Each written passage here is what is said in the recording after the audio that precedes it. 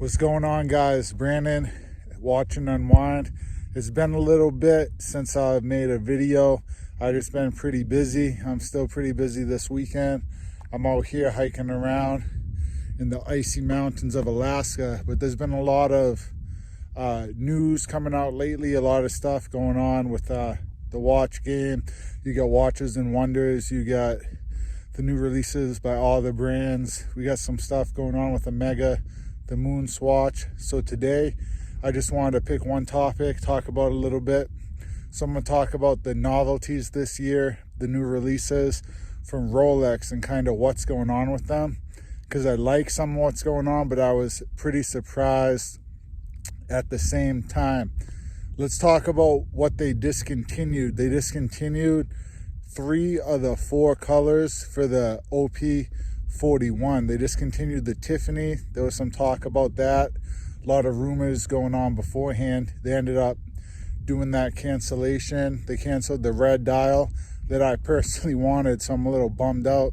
I never got a chance to get that coral red dial OP. And they also canceled the yellow. The only one they left, funny enough, is the green dial, which I have, which is my personal favorite color, because green's a big color for Rolex. We'll talk about that coming up in the other release. But that's the color of Rolex. The Hulk was big. Everyone loves those green dials, but for some reason, green wasn't the most popular OP because the Tiffany kind of took over. But it surprised me. I thought they would kind of discontinue them, but I thought they'd do it one at a time. I didn't think they'd do 3 of them at once and leave one. It was just kind of a weird move to me. So I'd be curious to see what happens now. If people start gravitating towards those models they discontinued, or if they start gravitating more towards the green, towards the one I have, because it's the only one you can still get. So we're going to see what happens with that. Next, we have to talk about their biggest release, the GMT Master 2 black bezel with the black and green bezel, but it's the left-hand drive. Everything, the date wheel, it's all reversed, and you're going to be winding it with that left hand, so the crown's on the opposite side. They're copying, obviously, Tudor, what they did with the left-hand drive Pelagos, which has been a pretty popular watch because it's quirky. So even a lot of people that wear the watches on the left hand like this watch because it's a little bit different. I like this watch as a whole. I like the aesthetics, but it just feels a little weird to come out with the new model with the left-hand drive.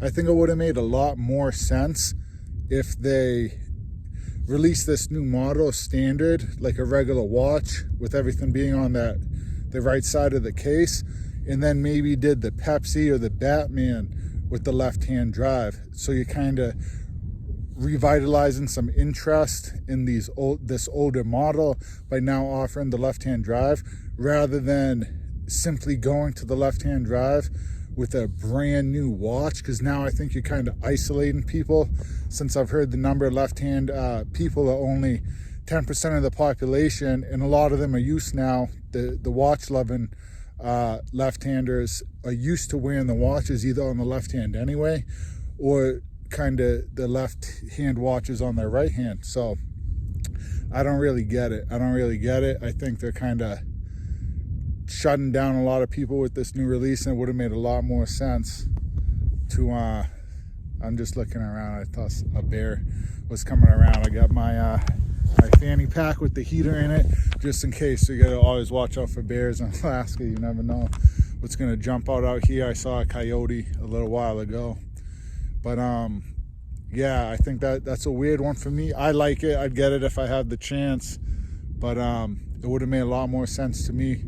Release the left-hand Pepsi at the same time you're putting this out, so you can still kind of spark an interest in both watches.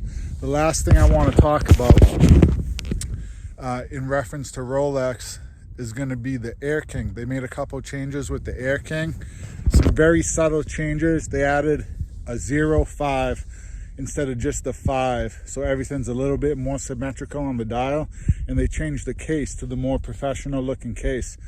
I liked the Airking before. To me, I think it just looks like a little bit bigger Explorer 1, with numbers on it instead of indices. I never really got why it wasn't a hot watch in the first place. I always liked it, but I do think between the two different models, I do like how it looks now. It definitely looks a lot better. But did they change enough that people are going to care about this watch now?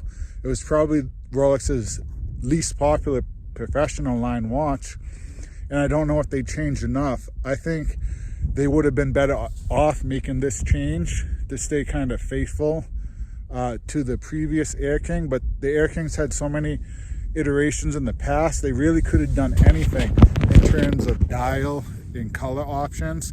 So if they did like a white dial with a Tiffany blue second hand or something like that, I think it would have looked good. It would have made sense because kind of the color of the sky, talking about airplanes flying, everything, and everyone would have been all over it. Maybe release something like that in a different dial color, but still keep the original black green colors. But I like it. That's a watch I get as well. I asked for one.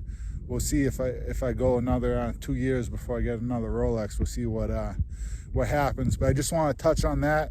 Then these are my personal opinions, so don't crucify me on anything. But make sure you're letting me know down in the comments what you guys think about these releases. If you're excited of them, if you're kind of impartial, let me know. I wanted to start some dialogue, and I'll try to put out a couple more videos soon. All right, guys, I'm back on to the wilderness. I'll catch you guys later.